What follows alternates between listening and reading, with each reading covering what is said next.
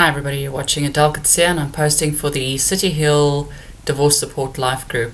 I'm continuing my series on relocation, and from this week we'll be carrying on with immigration and the High Court and how they perceive your desire to immigrate, especially if your divorce is still in the process of being finalized.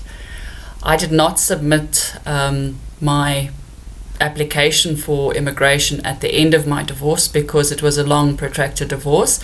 So I actually started about a year after the divorce was initiated, and I did that because I had plans for my life. So as I've been doing these series, this particular one is a bit it's been difficult to do because it's really opening up a whole bunch of wounds that I thought were sort of settled. And for the most part they are. I'm happy, and I'm not immigrating anymore. But my immigration was sabotaged in a way that the attorneys and advocates said they'd never seen before, which was possibly true for them. I don't think it's a unique situation though. And from discussions that I've had in the courts, there are way too many people interfering with each other's lives and the right to move on afterwards.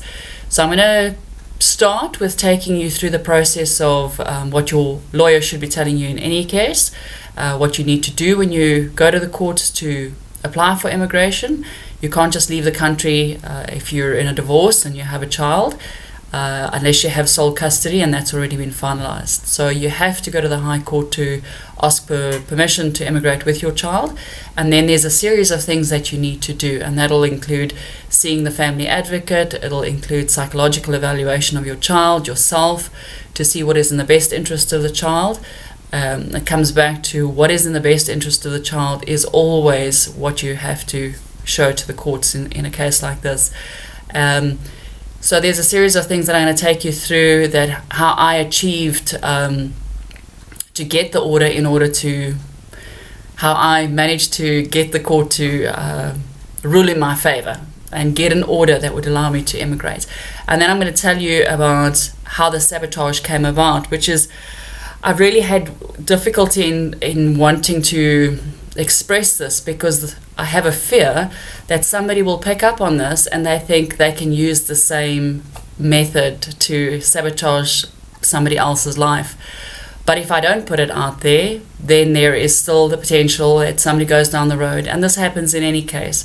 So perhaps forearmed is forewarned, or forewarned is forearmed, whatever.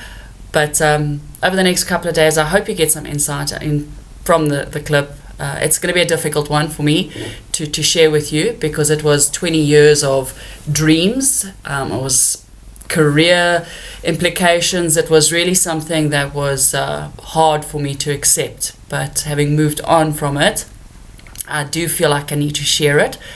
And that's it for today. We'll see you tomorrow.